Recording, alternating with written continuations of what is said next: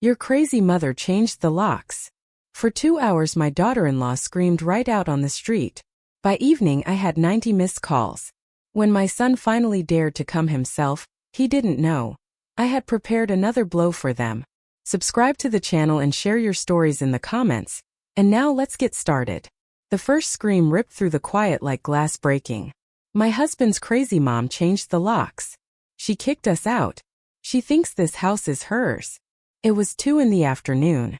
The kind of hour when a suburban street is supposed to be calm. Retirees pulling weeds, delivery trucks leaving brown packages at doors, children still in school.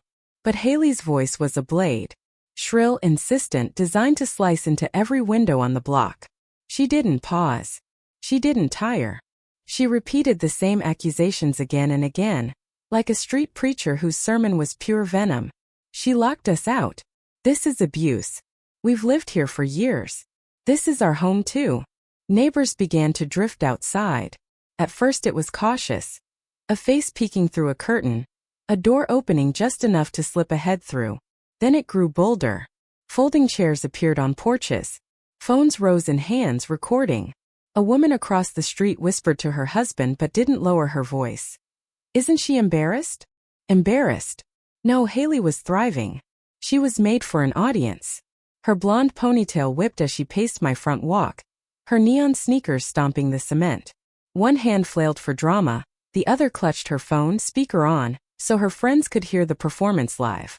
Yeah, we're on the street right now, she shouted into the phone. She locked us out with our baby's things inside. What kind of mother does this? What kind of grandmother? And Ryan, my son, leaned against the mailbox as if it were holding him upright. His shoulders sagged, his gaze fixed on the asphalt at his feet. He didn't shout. He didn't stop her. He didn't even look at me once through the window where I stood, hidden by the lace curtain. The humiliation was thick in the air. I could almost feel it pressing against my skin, the murmurs of the neighbors like invisible claws. She's crazy, someone muttered. Poor kids, another answered. Imagine your own mother doing that to you, a man laughed. By the half-hour mark, Haley's voice had grown hoarse, but she didn't stop. She threw herself against the door twice, rattling the new deadbolt. She shook the handle like a thief. Open up, Grace. Open the door. You can't do this. I didn't move. I sat down at my kitchen table, set the kettle on the stove and watched the steam rise. My phone buzzed on the counter. Missed call after missed call. Messages piling into my voicemail like debris in a flood. By 5 o'clock I had 90 missed calls. Ryan's number. Haley's number. Then unfamiliar numbers. Her friends, her parents, perhaps even strangers she'd recruited from social media. The story had spread faster than fire. Poor young couple, thrown into the street by a selfish old woman. Crazy mother. Heartless grandma. That was my new title, stamped across neighborhood chats and whispered between fences. But what no one knew, not Haley, not Ryan, not the crowd outside, was that this wasn't madness. This wasn't a tantrum. The locks weren't changed in rage. They were changed in order. It had taken months. Months of quiet consultations with lawyers, stacks of paperwork, notarized signatures. I had followed every instruction to the letter. Guest occupancy notices. Certified letters mailed and logged. A formal revocation of access. New trust documents filed and secured. Every step recorded. Every step legal. And when the locksmith came that morning, cheerful and unsuspecting, I had watched his hands work, the old cylinder sliding out, the new one gliding in. I signed the receipt and placed it in the safe. This wasn't a fit of emotion. This was strategy. And as Haley screamed, mascara streaking her cheeks, as Ryan stared at his shoes like a boy caught cheating, as neighbors filmed with glee, I held my cup of tea and thought, this is only the first move. But the humiliation still cut deep. I imagined the footage already traveling through the neighborhood chat. The shaky phone videos. Haley shrieking like a banshee pointing at my closed door. The captions. Crazy old Grace locked them out. The comments piling in. Laughing emojis, sympathy for Haley, disgust at me.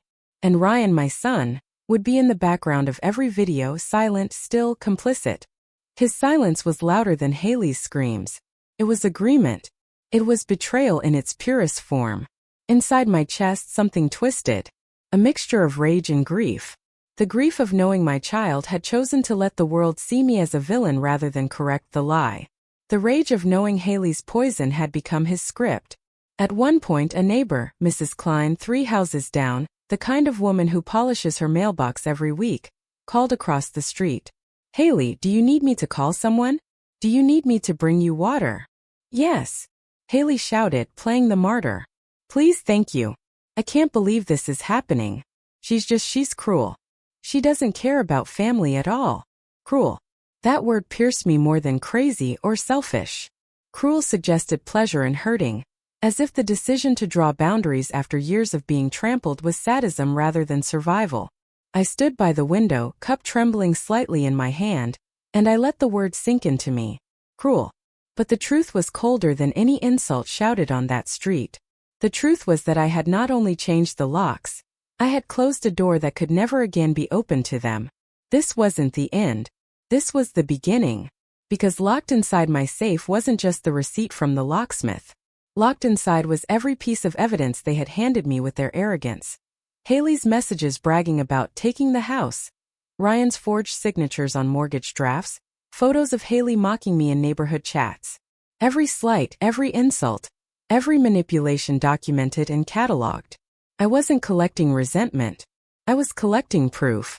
And so, as the evening sun stretched shadows across the street and Haley's voice finally began to falter into sobs, as neighbors folded up their lawn chairs and drifted back into their air-conditioned homes, I sat at my table with my untouched tea. 90 missed calls. A chorus of blame. A public branding as the crazy mother. I let it all pile up like dust. Because the locks were only the first move. And they hadn't yet realized that the game had already changed. My name is Grace Miller. To the world, I am a simple woman. A widow with thinning hair, a faded wardrobe, and a weary old sedan that rattles whenever it crosses the railroad tracks. The kind of woman who cuts grocery coupons from the Sunday paper, who picks up dented cans from the clearance shelf, who quietly slips single-dollar bills into her church offering envelope. That is the mask I wear. The one my neighbors see. The one my son and daughter-in-law mock. But the truth lives in silence, behind doors that no one but me opens. Because the modest little house on Rockford Lane, the one Haley shrieked about as hers, hasn't belonged to me in the ordinary sense for years.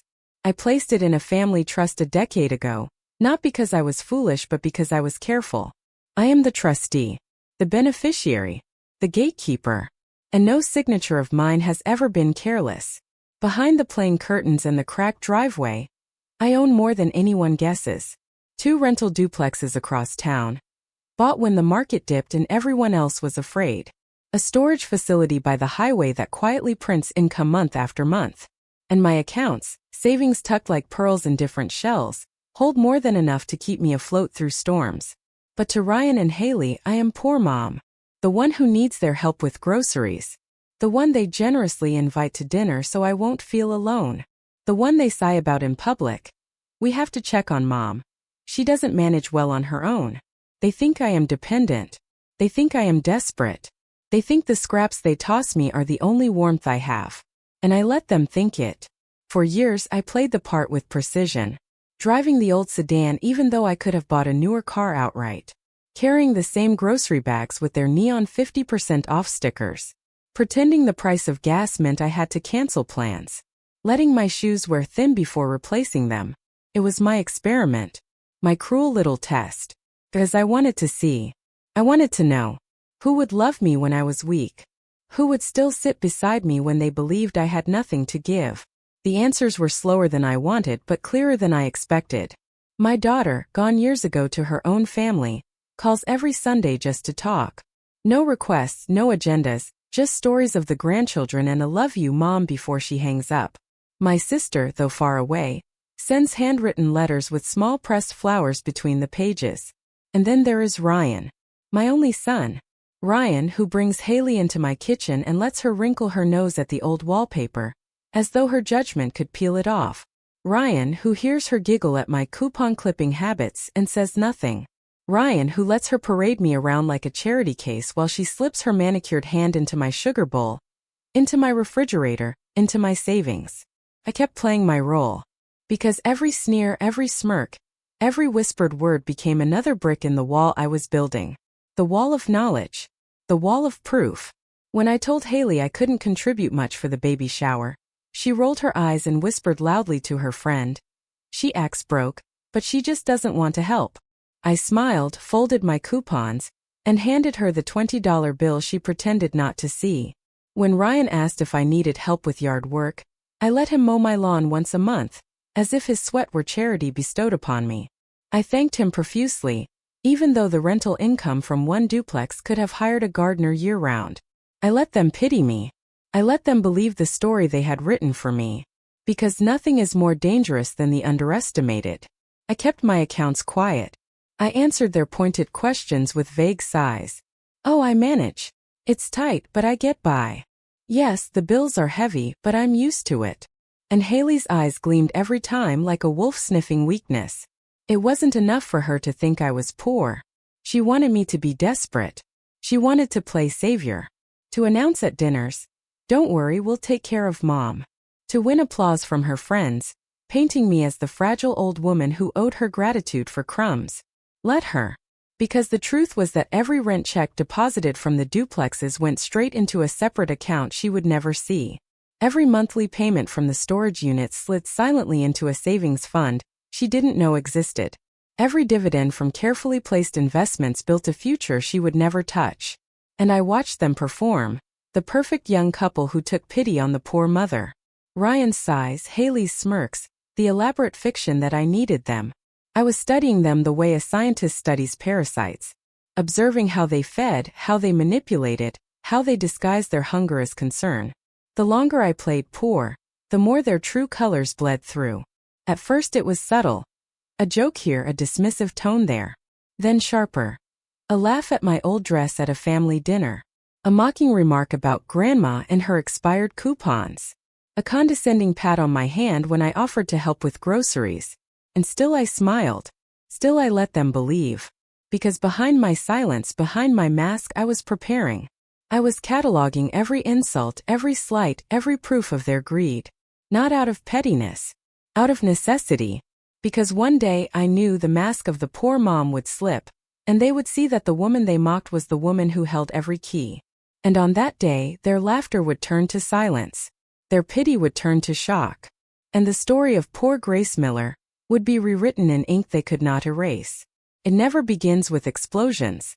Betrayal starts with whispers, small poisonous drops that stain slowly, until one day you look down and realize your entire life has been soaked. With Haley, it was never one grand insult shouted to my face. It was the steady drizzle of contempt. The sly remarks slipped like blades into moments meant to be tender. The first time I felt it was at my granddaughter's birthday. The dining room was strung with pink streamers. Balloons sagged gently near the ceiling, smelling faintly of latex. Children's laughter rattled around the walls, sticky fingers digging into cake. I stood by the counter, cutting slices, balancing paper plates on one hand. Haley swept in like a hostess on a stage, her voice carrying above the chatter. "Grandma only pitches in with coupons," she announced, holding up a $20 gift card I had tucked into an envelope with ribbons. "See? She can't resist a deal." The room erupted with polite laughter. Not cruel, not kind, just the uncomfortable chuckle people give when they're not sure which side to stand on. Ryan smiled weakly and looked away, adjusting his daughter's bow, avoiding my eyes. I smiled too, my practiced smile, and slid another slice of cake onto a plate. But in my mind I marked the date. I saw who laughed. I saw who looked at me with pity. I saw who looked at Haley with admiration. That night when I got home, I wrote it down in a small notebook I kept in the drawer of my desk. Granddaughter's 6th birthday. Haley. Grandma only pitches in with coupons. Witnesses. 12 adults, 10 children. Tone mocking. It wasn't resentment I was storing. It was evidence. A month later it happened again. This time at a restaurant. We were seated at a round table, the kind where conversation spills too easily and everyone can hear everyone else. The waiter came with menus, polite, efficient, ready to note down drinks. Haley smiled sweetly, as if warming up for her performance. "Oh, make sure you put my mom's bill separate," she told the waiter with a laugh. "She lives off my husband's paycheck." The waiter froze for a second, his pen hovering above the paper. His eyes flicked to mine, embarrassed, uncertain. Ryan cleared his throat, muttered something under his breath, and looked away again. I folded my napkin in half, then in half again, until it was a sharp little square on my lap. "One iced tea, please," I said calmly. The waiter nodded, retreating, his ears red. Again I smiled. Again I let it pass. And again when I got home I wrote it down. Dinner at Capri's, 7:15 p.m. Haley. She lives off my husband's paycheck. Witnesses. Waiter, 6 other tables. Ryan silent. One line after another, the notebook filled. At Thanksgiving, Haley raised her glass in a mock toast. For Christmas, Grace will host all 40 of us. She has to cook and clean. Laughter followed, the sound bouncing against the walls, washing over the roast turkey like sour gravy. At Easter, she tugged at my blouse sleeve, murmuring just loud enough for others to hear. "This fabric must be vintage. Do they even make clothes like this anymore?" At summer barbecues, she leaned across picnic tables with her practice whisper. "Don't mind Grace, she gets confused sometimes. It's her age." Each time Ryan stood still.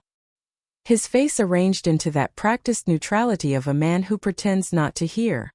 Silence is easy. Silence is safe. Silence protects the aggressor while crucifying the victim. And so I smiled. I played the fool. But my ears were sharp, my memory sharper. I logged every detail. The way her lip curled when she said, "Grandma." The tilt of her head when she feigned innocence. The careful placement of her insults so others would overhear. I became a collector. Not of stamps, not of coins, not of heirlooms. I collected poison. I stored it carefully, label by label, moment by moment, so that one day I could unstopper the bottles and let the fumes tell their story. It wasn't only in person. In the neighborhood chat group, that endless stream of gossip disguised as community updates, Haley left her fingerprints too. *TS came to me through whispers, through friends who still felt loyalty. "Grace is always lurking, always lonely," she typed once. Another time. "Wish my mother-in-law would downsize and stop clinging to the house. Would free up space for people who actually need it. Free up space." As if my life, my walls, my history were nothing more than square footage to be reassigned. I saved those *TS too. Printed them. Highlighted them. Filed them in folders marked by month. By then the insults had a rhythm. At family dinners she struck in public. In neighborhood chats she struck in writing. And in private she struck with silence. The calculated ignoring of my voice. The dismissal of my words as if I were invisible. She once borrowed my car, the old sedan she mocked so often, and returned it with fast food wrappers stuffed in the glove box. I opened my mouth to remind her about courtesy, but she was already laughing at a meme on her phone, tossing the keys on the counter like they were hers. Another time I baked a pie for Ryan's birthday, the same apple pie I'd made every year since he was 5.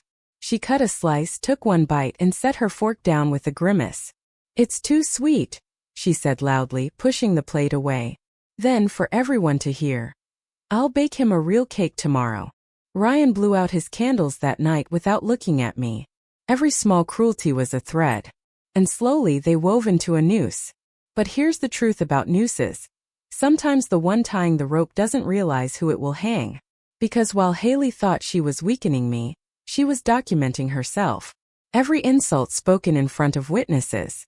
Every lie written in chats. Every petty remark etched into memory. I wasn't helpless. I wasn't silent. I was building a case.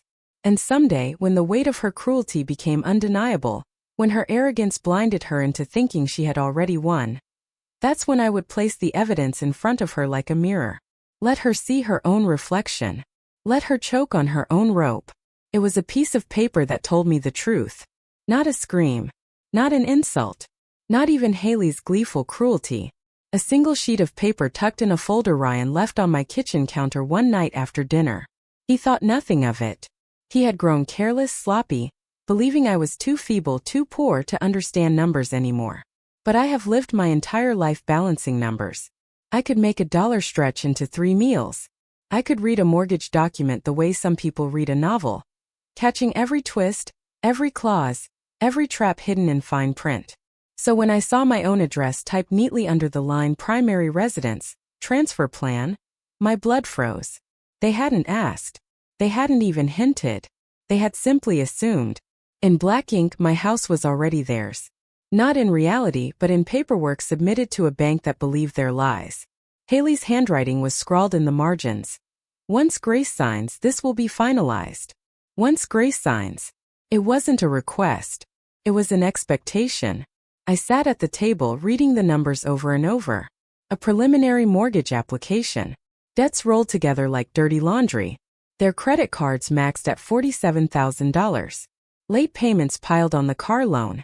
A string of investments in so-called online courses, real estate seminars, trading tips, entrepreneurial scams. Every one of them stamped unpaid in neat, merciless red.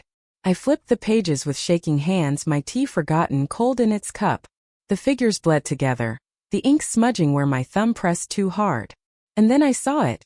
A screech *T stapled to the back. Haley's text to a friend. We'll take the house and the old lady can fend for herself. I read it once, twice, 3 times. The words seemed unreal, floating above the page like smoke. Take the house. Fend for herself. That was my role in her plan. Disposable obstacle. I leaned back in my chair, my breath shallow.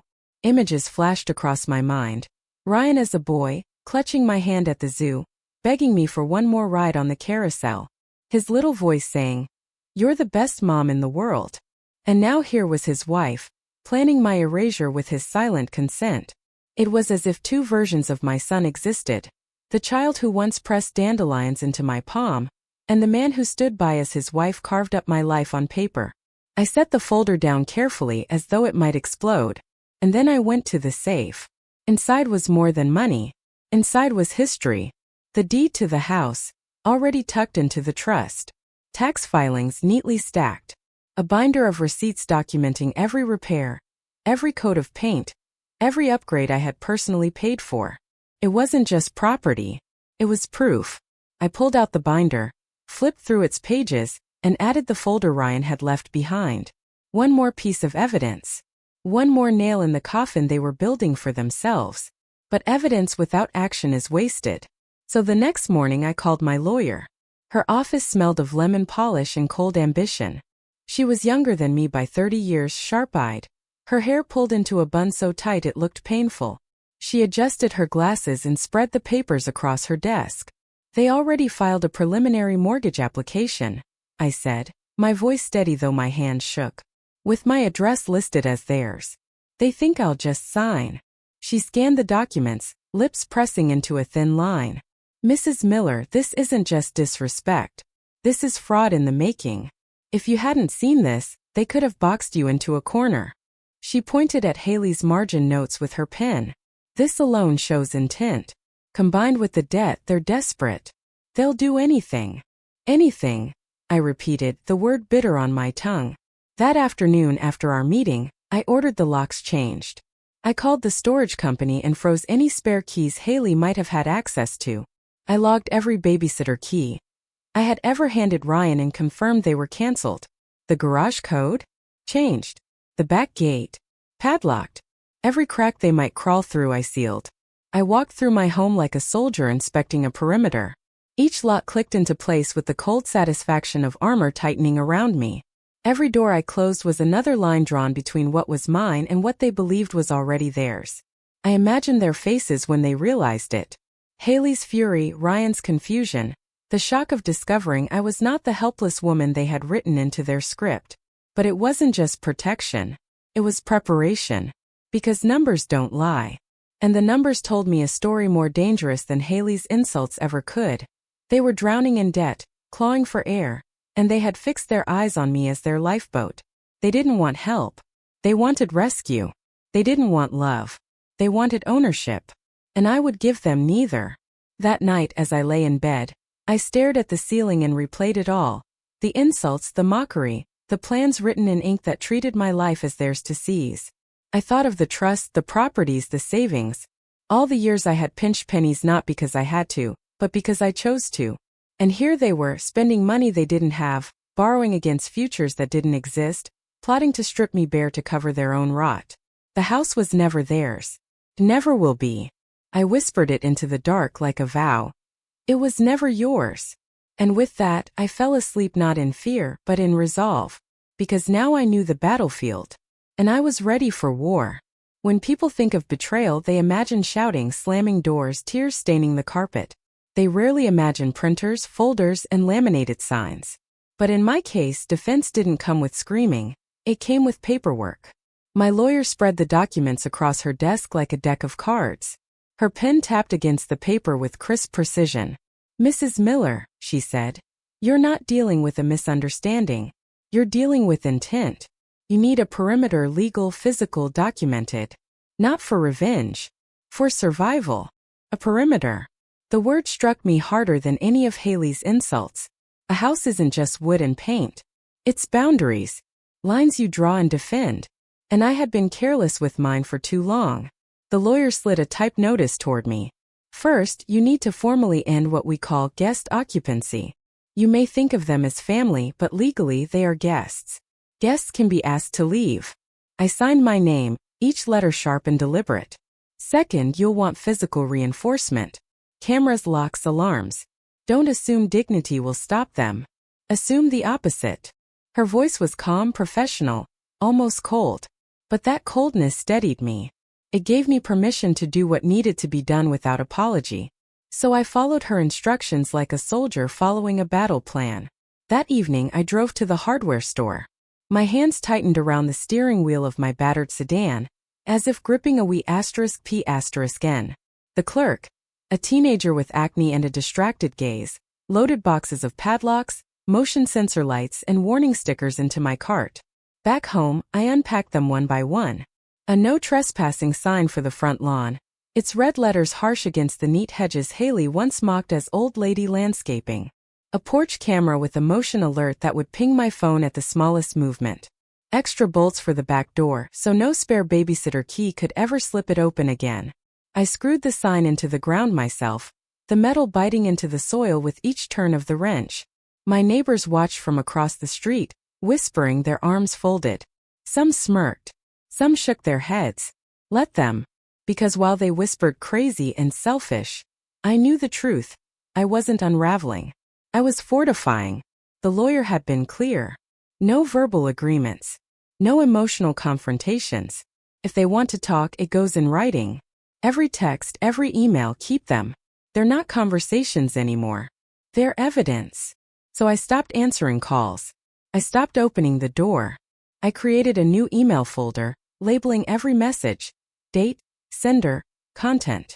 Haley's rants. Ryan's half-hearted pleas. Even the unknown numbers leaving threats thinly veiled as concern. All of it logged, printed, hole-punched, slipped into binders.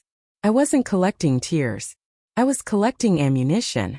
At the police station, I handed over copies of prior incident reports. The shouting matches on the lawn, the disturbances logged by neighbors, the officer who once came by when Haley accused me of hiding packages that were never hers. The officer nodded, stapled them together, and filed them. "Good to get this on record," he said. "Paper trails matter." Paper trails. That night I opened my safe again. Inside, the folders sat neatly stacked. Trust documents, tax filings, receipts. Now they were joined by a new binder labeled in bold letters. Haley and Ryan incidents. It was thick already, and growing thicker by the day. The next morning I walked through the house slowly, like a queen inspecting her fortress. The locks gleamed new. The garage remote had been reset. The babysitter keys, once scattered between neighbors, relatives, friends, had been recalled, cataloged, and destroyed. For the first time in months, maybe years, I felt something close to control. Still, there was a hollowness beneath it. Because it is a strange thing to guard your home against your own blood. To treat your son and his wife not as family, but as trespassers. To know that the boundaries you draw will cut, and those cuts will bleed. I made tea in my chipped mug and carried it to the kitchen window. Outside, the street looked the same. Children biking past, sprinklers hissing, a neighbor's dog barking at shadows. Ordinary life. Yet my house now sat marked with bold red letters. No trespassing. A declaration to the world that family had been stripped of its privileges. It felt both shameful and necessary. The lawyer called later that week. I've also notified the homeowners association. Every neighborhood quarrel, every disturbance, they'll have it on file. You're building a wall of evidence. A wall. A fortress. A perimeter. I hung up the phone and stared at the binders stacked on my desk. They looked clinical, impersonal, like files in a corporate office. But I knew what they really were. The story of a family unraveling, written in receipts and timestamps. And yet, beneath all that cold preparation there was grief. I remembered when Ryan was 12, hammering nails into a birdhouse we built together. His tongue stuck out in concentration, his small hand steadying the wood as I guided his grip. Back then, a lock was something we only used to keep raccoons out of the shed, not to keep my own child from breaking into my life. But those days were gone. Now I had to guard against my own blood. And so I built my perimeter one document, one bolt, one sign at a time. Not out of revenge. Out of necessity. Because if they wanted war, they would find me ready. And every lock on my door would answer for me, louder than any scream. This is mine. Not yours. By 8 o'clock my phone was a bomb. It buzzed on the counter, rattling against the wood until it nearly fell off. The screen lit again and again, names flashing like sirens. Ryan. Haley. Ryan again. Unknown number. No caller ID. A friend of Haley's whose voice I barely remembered from one forced holiday dinner. Over and over. A carousel of desperation and rage. The first calls came angry. Open the door now. You can't do this. You've destroyed the family. Then came the pleading ones. Mom, please just talk to me. Grace, don't make this worse. Then the threats sharp as knives. We'll take what's ours. You'll regret this. You can't keep us out forever. By the time I looked at the screen, the number read 90 missed calls. 90 attempts to invade my silence. 90 reminders that they believed I owed them access. But I had learned something that day. Silence is its own *p***n. So I turned on Do Not Disturb. The house settled into stillness. The only sound was the hum of the refrigerator and the distant chatter of my neighbors outside, still murmuring about the spectacle of Haley's screams. I imagined their texts flying across the neighborhood chat. She changed the locks on her own son. She's lost her mind. Poor kids. Let them chatter. Let them laugh. None of them had seen the mortgage documents with my house already listed as Ryan and Haley's. None of them had read the text where Haley bragged, "We'll take the house and the old lady can fend for herself." None of them knew this wasn't a whim. It was survival. I walked to the front door and taped an envelope there.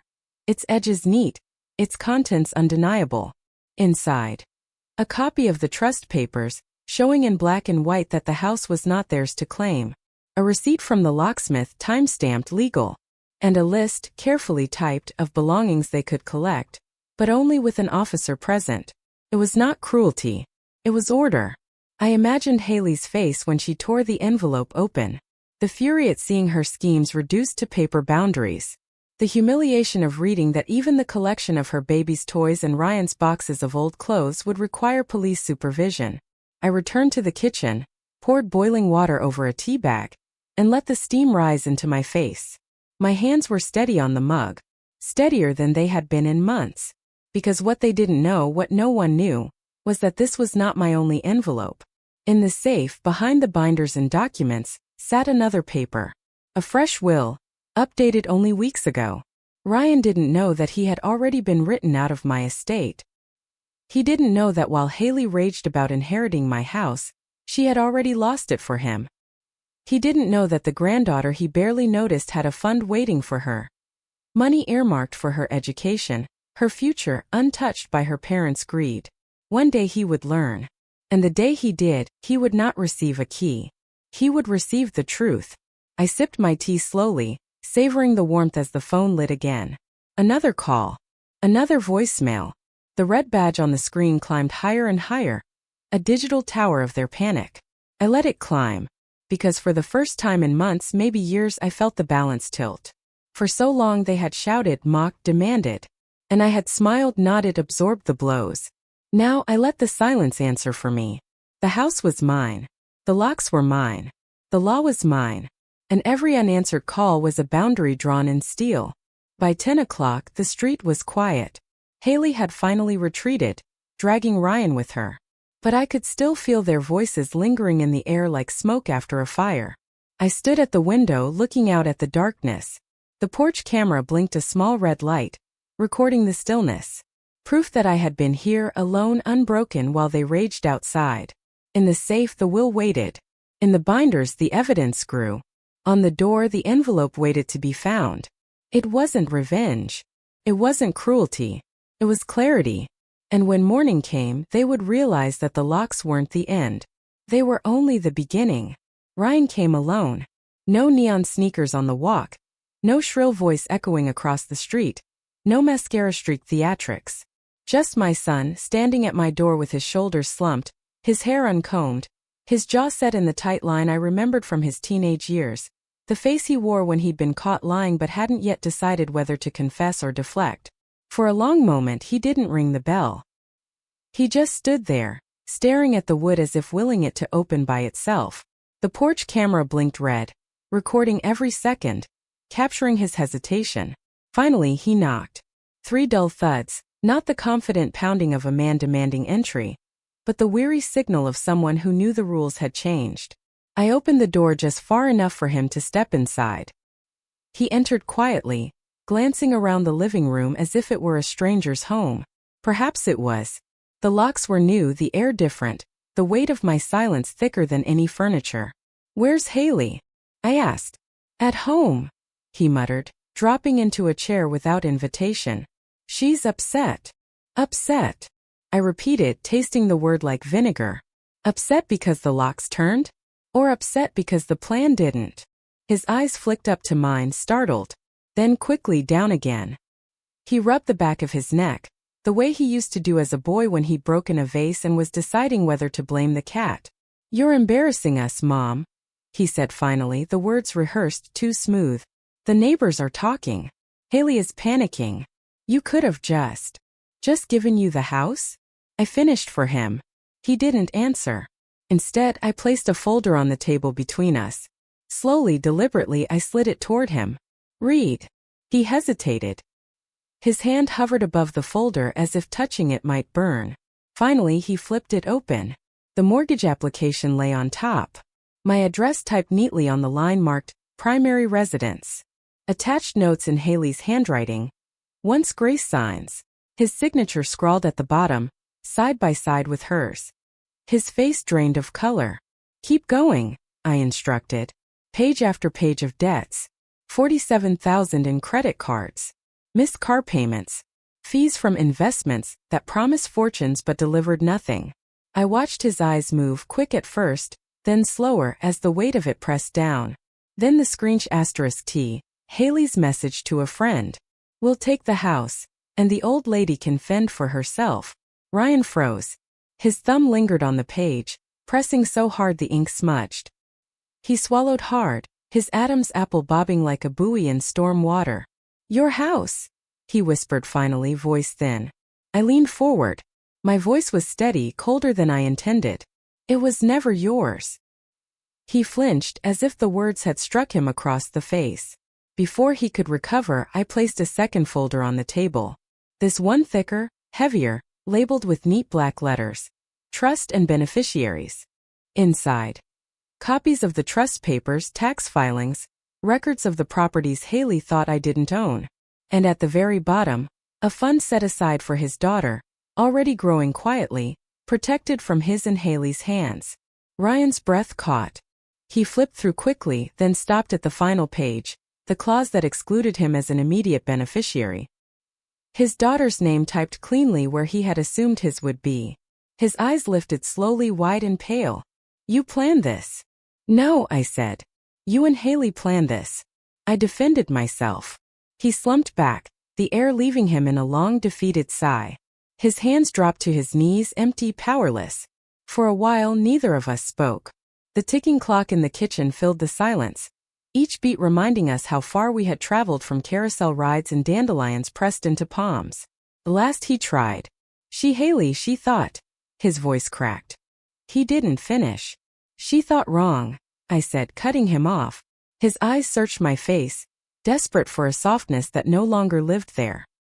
He was waiting for the mother who patched scraped knees, who stayed up through the night when fever racked his small body, who sacrificed her own meals to fill his plate. But that mother was gone. She had been buried under years of silence, insults, paperwork, and plans written without her consent. What sat across from him now was not a mother waiting to be loved. It was a woman who had drawn her perimeter, built her case, and found her voice. "I have every document," I told him quietly. "Every insult. Every message. Every plan you and Haley scribbled in arrogance. I didn't collect resentment. I collected proof. And now you'll live with it." He looked down at the folder again. The papers splayed across the table like pieces of his own betrayal. His shoulders curled inward, small, almost childlike. Finally, he whispered, "What happens now?" I stood, gathered the papers, and returned them to their neat stacks. My movements were precise, controlled like sliding cards back into a deck. "What happens now," I said, "is that the house remains locked. The trust remains intact. The evidence remains safe. And you decide whether you want to be a father to your daughter or a pawn in your wife's schemes." His mouth opened, closed. No sound came. For the first time in years, I saw my son speechless, stripped not by anger but by truth. He rose slowly, his chair scraping the floor.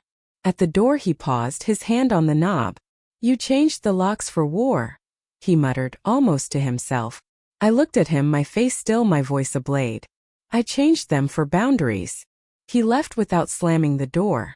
And in the silence that followed, I realized the war had already begun.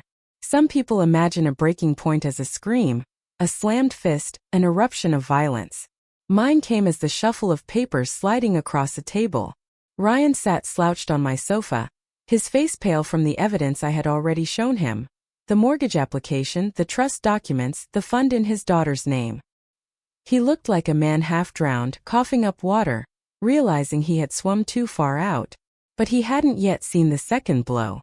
I reached into the folder on the table and pulled out a single document, crisp and heavy. I laid it gently in front of him, as if it were a gift. "Read." He hesitated, his hands trembling as he lifted the page. His eyes moved quickly, then slowed as comprehension sank in. "Petition for a protective order. Temporary restraining order against Haley Miller." He looked up, mouth slightly open. "Tomorrow morning," I said evenly. "This will be filed in court. 3 prior incidents are documented. Witnesses. Police reports. Digital evidence of harassment." His lips parted, but no sound came out. I leaned forward, my voice steady, almost clinical. "It's not about vengeance. It's about boundaries.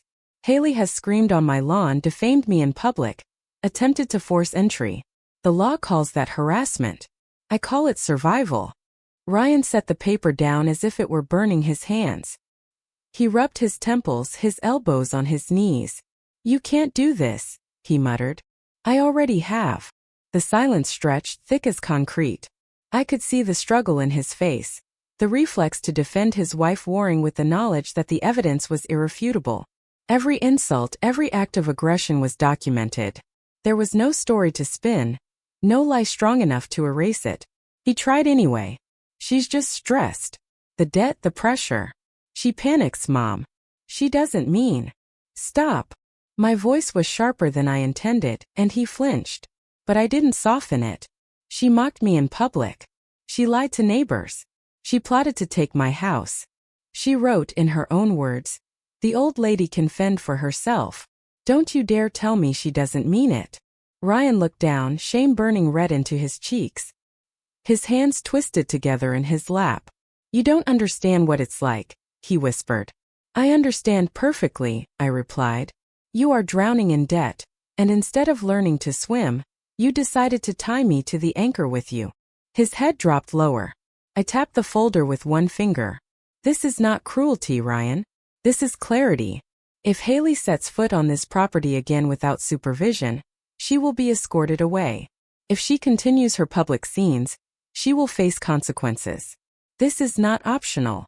He leaned back, exhaling hard. His eyes were glassy, but no tears came. "So that's it? You're cutting us off." "Not cutting off," I said. "Drawing lines. You have a daughter. A daughter who needs a father, not a man playing errand boy for his wife's greed. The fund in her name is intact. That's my legacy. You can either protect it or squander it.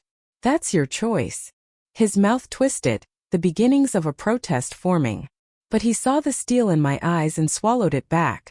Haley will never forgive you, he said finally, voice flat. I don't need her forgiveness. I need my peace. He looked at me for a long moment, his gaze searching, as if somewhere inside me there was still the soft mother who would fold at the sight of his pain. But that mother had been silenced by years of insults and betrayals. What sat across from him now was a woman sharpened into steel. You think this is war? He muttered again, echoing the words he had spoken earlier. I shook my head slowly. No. War is destruction. This is defense. There's a difference. He pushed to his feet, the document still on the table between us.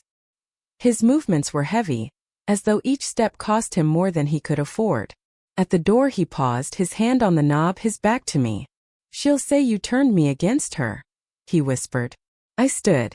My voice was quiet but final. No, Ryan. She did that herself. The door clicked shut behind him, softer than a slam, heavier than silence.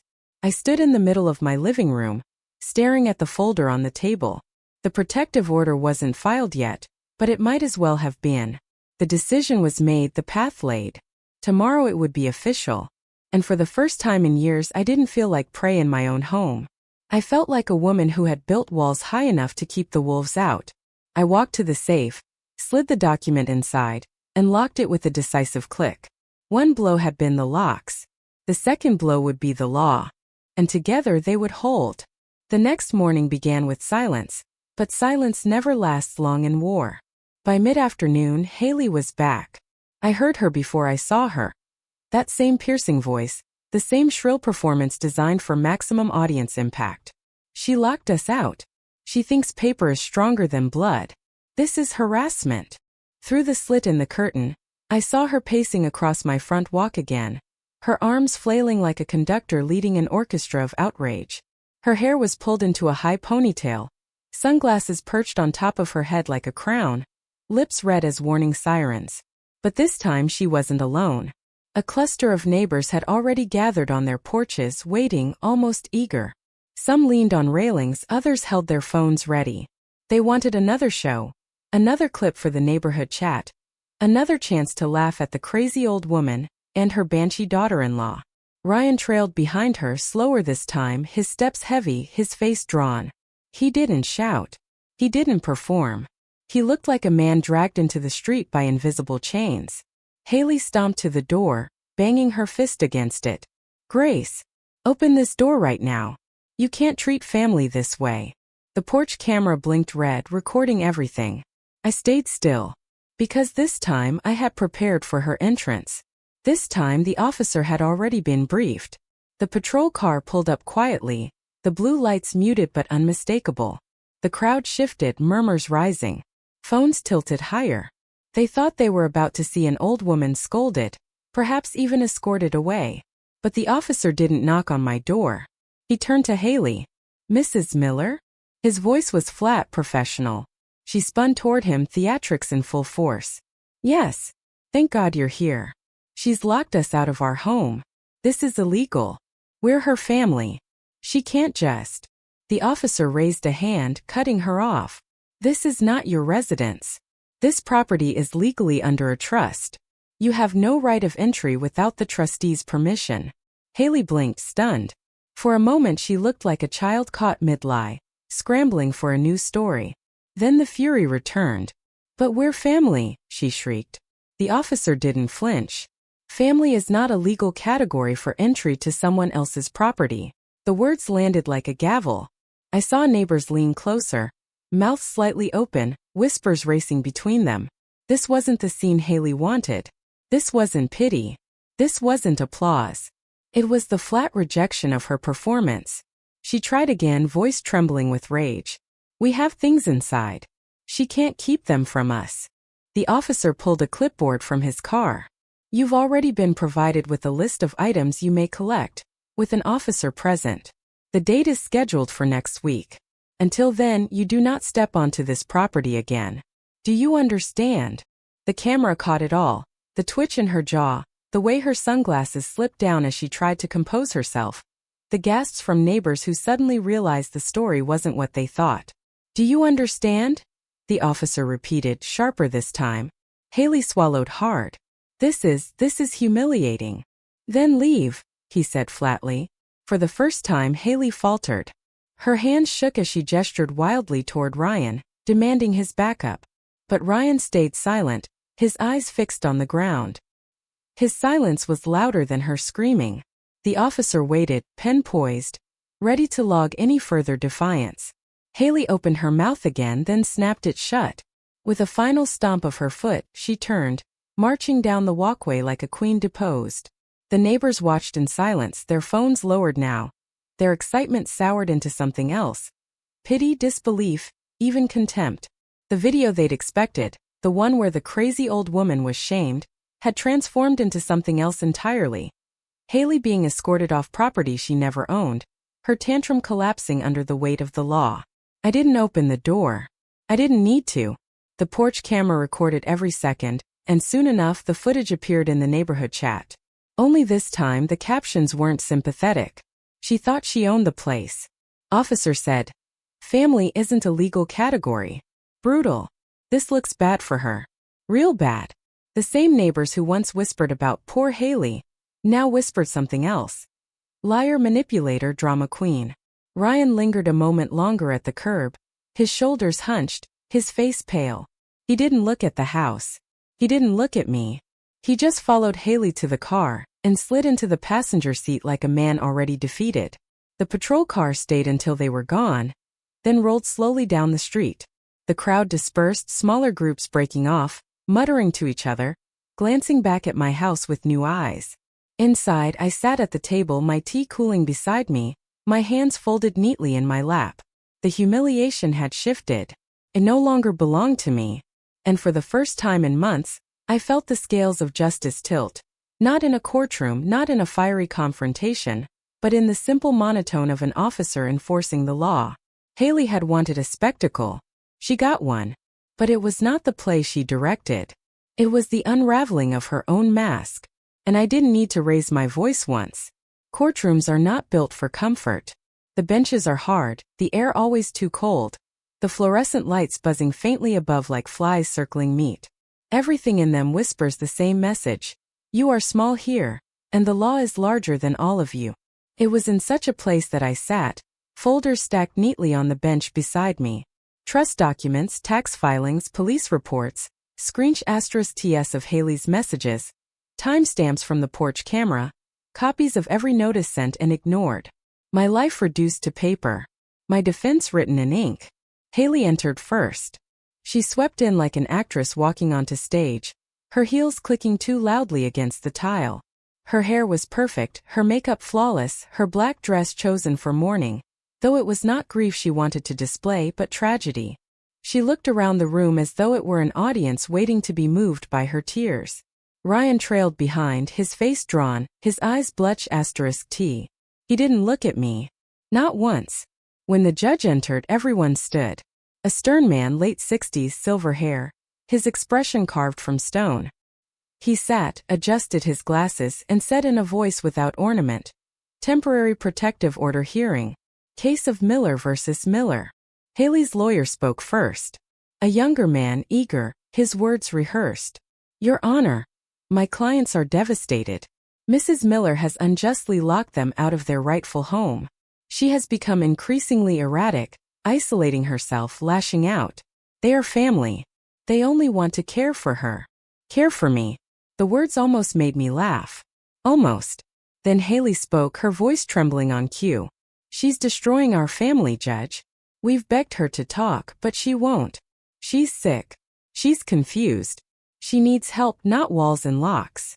Her hands fluttered as she spoke, her eyes shimmering with tears she had summoned like a magician pulling scarves from a sleeve. Behind her, Ryan stared at the floor. When it was my turn, my lawyer rose. She didn't perform. She didn't tremble. She spoke like a blade cutting paper. "Your Honor, we submit Exhibit a mortgage application filed by Mr. and Mrs. Miller, listing my client's home as their property without her knowledge or consent. Exhibit B. Text messages between Mrs. Miller and a friend stating, quote, We'll take the house and the old lady can fend for herself. Exhibit C. Police reports documenting disturbances and harassment. Exhibit D. Video footage from the porch camera of Mrs. Miller attempting to force entry and disrupt the peace. Each item slid across the judge's desk like a nail driven into wood. Haley's face tightened, her composure cracking. She shifted in her chair, lips pressed thin, eyes darting. The judge lifted the papers, adjusted his glasses, read silently. The room was so quiet I could hear the clock ticking on the wall. Finally he looked up. "Mrs. Miller," he said to me, "is this your request?" I stood, my knees steady, my voice clear. "Yes, Your Honor. I am not seeking revenge. I am seeking peace. I have been harassed, defamed, and threatened with the loss of my home. I am not confused. I am not sick. I am tired. And I am finished." The judge's gaze lingered on me for a long moment. Then he nodded once. "Temporary order is granted. Full hearing scheduled in 30 days. The gavel struck. The sound echoed through the courtroom, sharp as thunder. Haley gasped, the sound slipping out before she could control it. Ryan closed his eyes. I gathered my folders, every paper sliding back into place, and walked out without looking at either of them. Outside, the air was sharp and clean, the sky washed blue after rain. I stood on the courthouse steps, breathing it in. For the first time in months, my lungs filled without weight pressing down.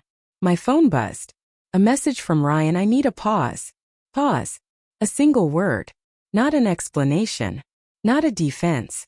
Not even an apology. Just a word heavy with exhaustion. But in that word I heard something honest for the first time in years.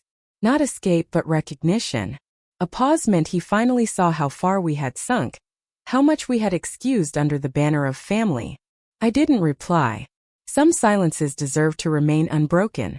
That evening I drove home slowly, every stoplight lingering in the glow of dusk. The house stood waiting, silent, solid, the new locks gleaming in the porch light. The no trespassing sign still staked firmly in the grass. Inside, I placed the temporary order in the safe beside the others. Trust documents, receipts, binders of evidence. The safe was heavy now, not with gold but with truth. And when I lay down to sleep for the first time in months, maybe years, I slept soundly. No fear of a key turning in the lock. No dread of footsteps in the hallway. No voice screaming outside my window. Just silence. Not the silence of humiliation. The silence of protection. Victory is a word for battles. What I had was not victory. It was survival carved with paper and silence. The day after court, I walked through my house slowly, not as a frightened woman measuring her chains but as an owner reclaiming her ground. Every lock, every bolt, every camera blinked back at me with quiet affirmation. This is mine. But survival is not enough. Survival is breathing. Living requires more. So I sat at my kitchen table with a pen, a pad of lined paper, and my glasses perched on the edge of my nose. And I began to write, not letters to my son, not pleas to neighbors, but a plan. The first line: replace mailbox. It was a small thing, almost petty. But that mailbox had been pried open twice in the last year. Once by Haley under the excuse of helping me, once by Ryan pretending he was looking for his own package. They thought my correspondence was theirs to sift through. No more. A new steel box bolted into concrete, with a key only I possessed. The second line: attorney-only contact. No more messages forwarded through relatives. No more shrill voicemails from Haley's friends or thinly veiled threats from her family. If they wanted something, they would go through my lawyer. Cold channels stripped of tears and tantrums. The law is interpreter, not blood. The third line: open account for granddaughter. This one made my hand pause. Her small face flashed in my mind. Innocent, unaware of the battles fought over her head. I could not save Ryan from himself, nor Haley from her greed, but I could carve out a space for that child's future. A bank account sealed, untouchable, in her name alone. Tuition, books, safety. A lifeboat launched in advance for a ship she did not know was sinking. The fourth line: mediated conversation with Ryan. Not Haley. Never Haley. My son alone. A space with a third party present, neutral walls, no shouting. If he wanted to look me in the eye again, it would not be in my living room where history stained the air. It would be across a table where every word was recorded, every silence measured. The last line: No more drop everything. How many times had I abandoned my own plans, dinners, appointments, small indulgences, because Ryan called with some crisis? Mom, we need you to watch the baby. Mom, can you cover this bill? Mom, we're stuck, can you drive over? And I always did. Without pause. Without question. Dropping my life as though it were less valuable than theirs. No more. I folded the list neatly, slipped it into the safe beside the court order, and exhaled slowly. It was not a manifesto. It was a map. That afternoon I called the locksmith again, this time not for emergency defense but for permanence. A stronger deadbolt for the back door. Reinforced hinges. He worked quickly, humming as he drilled, unaware that every turn of his screwdriver was undoing years of my silence. When he left, I stood at the door and tried the lock twice, just to hear the click. Sounded like freedom. The following morning I met with my lawyer once more. Her office smelled of coffee and lemon polish, the same as before, but this time my steps were lighter. I want all communication routed through you, I said simply. No exceptions. She nodded, sliding a new document across the desk. Already drafted. Sign here. My signature flowed easily, no tremor in the pen. On the way home I stopped at the bank. The clerk looked surprised when I asked to open an account in my granddaughter's name, but he said nothing. He filled the forms, stamped the papers, handed me the first deposit slip. I tucked it into my purse with care. Driving back, I passed the park where Ryan used to play as a child.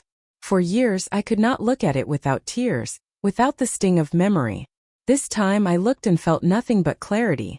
That boy was gone. The man he had become had traded loyalty for silence, for complicity, for convenience. I could not chase him anymore. At home I brewed tea and sat at the kitchen window. The neighborhood was quiet, children's bikes leaning against fences, sprinklers hissing on manicured lawns. Some neighbors still avoided my gaze, whispering their gossip behind cupped hands. Others nodded politely, their expressions unreadable. Let them. The street could call me cruel, selfish, crazy. They could trade videos and theories. It no longer mattered. Because gossip cannot open a lock. Whispers cannot rewrite a trust. Their laughter had no power over my silence. That evening, I lit a single candle at the dining table. The flame flickered soft and steady. I sat alone eating a simple meal, soup, bread, tea. No phone buzzing. No frantic knocks. No demands cutting through the evening. Just quiet. It struck me then. I had become once again the owner of my own time. Not revenge. Not triumph. Boundaries. And boundaries, I discovered, taste like peace. A week passed before I saw him again. No Haley this time. No raised voices, no pounding fists on my door. No neon sneakers stomping my walkway. Just Ryan standing alone on the porch with his hands shoved deep into his pockets. His shoulders hunched as though the air itself weighed him down. I opened the door but did not step aside. The threshold between us was no longer a passage. It was a border. Can we talk? He asked quietly. I studied his face. The boy I raised was buried deep, but I caught a flicker of him, something fragile in the way his eyes refused to meet mine, something that reminded me of scraped knees and whispered apologies. I let him in, but only to the living room. Not the kitchen. Not the heart of the home. Some doors stay closed forever. He sat on the edge of the sofa, elbows on his knees, staring at the floor. For a long time he said nothing. The silence pressed thick between us, broken only by the faint hum of the refrigerator in the other room. Finally he spoke. I see now how we got here. Not I'm sorry. Not Haley was wrong. Just that flat admission, heavy as a stone dropped in water. You let it happen, I replied. My voice was even, my hand steady in my lap. You stood by while she tore me apart in public. You signed your name on papers that would have stolen my home. You called it family, but it was theft. He winced but didn't argue. I can't undo what I signed, he whispered. I can't erase the debt. I can't undo her words. But I didn't come here for excuses. I raised an eyebrow. Then why? He lifted his head finally, his eyes red, his voice low. Because when the locks changed, I realized something. It wasn't punishment. It was a signal. A line I hadn't noticed until it was too late. He paused, his throat working. You were saying enough. and I didn't hear it until the key no longer turned. For a moment I felt the tug of old instincts, the urge to soften, to comfort, to reach across the years and lift my son from the wreckage he had helped build. But I stayed still, because comfort is not the same as clarity, and clarity is what I owed myself. I'm not asking you to forgive Haley, he continued. That isn't my place. I know what she's done. I know what I let her do. I'm just asking for time. Time for what? I asked.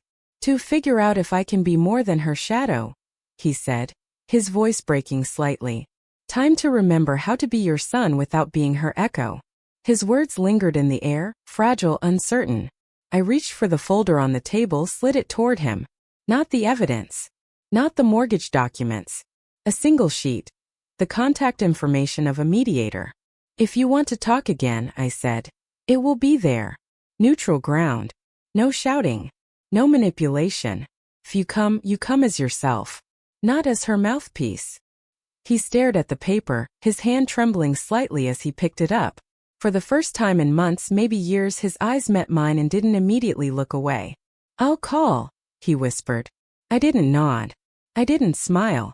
I simply said, then we'll see. When he left, the door closed softly behind him. No slam. No scream. Just a quiet exit, the kind that carries more weight than noise. I sat alone in the living room, the faint scent of his cologne still lingering in the air. The silence felt different now. Not the silence of humiliation, nor the silence of battle. The silence of aftermath. Neighbors would gossip, of course. They always do. The crazy old woman. The ungrateful son. The greedy daughter-in-law. They would trade stories at barbecues, whisper in driveways, pass along shaky videos from their phones. Let them. Because gossip cannot enter a locked house. I lit a candle on the table, its flame steady, small. I breathed in the quiet, feeling the walls around me not as a fortress but as a sanctuary. I thought of Haley, of her shrieks, her mocking laughter, her texts dripping with contempt. She believed victory was noise, that whoever shouted loudest owned the truth. But the world had turned on her. Her videos had become evidence of her cruelty. Her stage drama had unraveled under an officer's flat tone. Family is not a legal category for entry to someone else's property. And I thought of Ryan. My son. The boy who once pressed dandelions into my palm. The man who now begged for time. Perhaps he would find his way back. Perhaps not. Either way, I would not hold the door open anymore. He would have to knock, and knock with respect.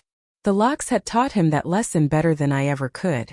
I carried the candle to the bedroom, setting it on the dresser beside the safe. Inside, the binders lay stacked. Trust papers, receipts, court orders, evidence. My arsenal, my shield. Not vengeance. Boundaries. I touched the safe, the cool steel under my fingers, and whispered into the dark. I am free. And for the first time in decades I believed it. No applause followed. No cheering crowd. No vindication from neighbors. Just the quiet click of a lock holding firm, and the knowledge that freedom does not need witnesses. It only needs courage.